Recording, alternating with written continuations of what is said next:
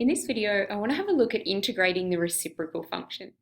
So we already know from our previous work that if we were to differentiate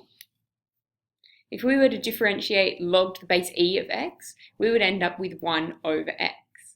Now it works the other way as well. If we were to integrate 1 over x with respect to x, we end up back with that log to the base e plus a constant because it's an indefinite integral.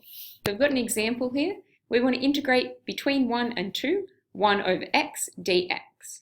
So integrating that, we'd have log to the base e of x between 2 and 1. Substituting those values in, we'd have log to the base e of 2 minus log to the base e of 1.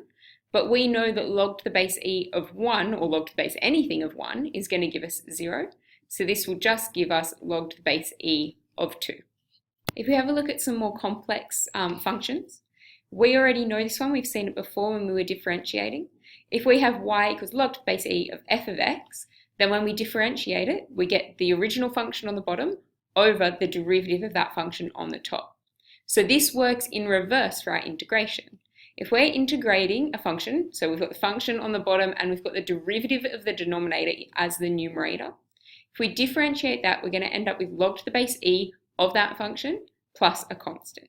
So let's have a look at some examples. So our first example here, in the denominator we have x cubed plus 5. If we were to differentiate this, we would end up with 3x squared, and that is what we have on the top.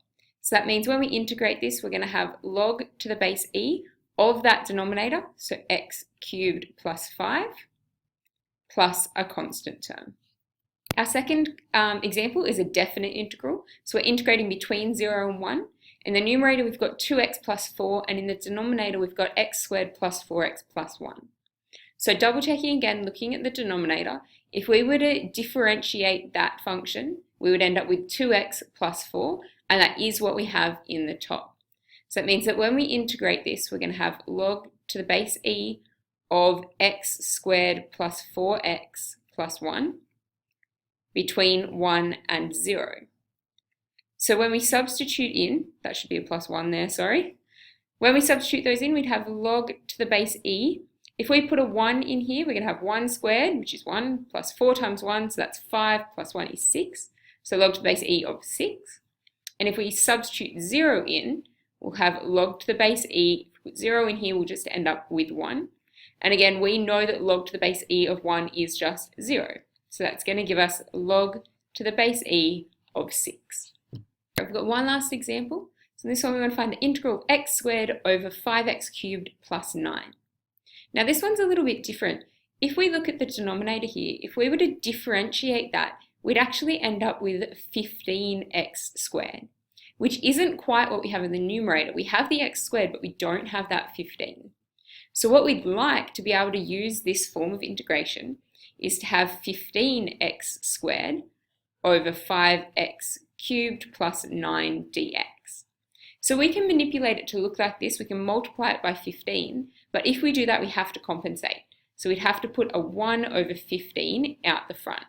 So we've got that 1 over 15 times 15, that would equal out to give 1, which gives us back to this. So we've manipulated it, but we haven't changed its value. So now we can integrate. So we'll keep our 1 over 15 there.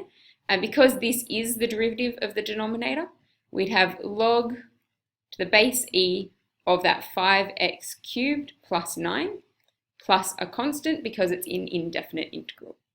Right, so that's an introduction to integrating the reciprocal function.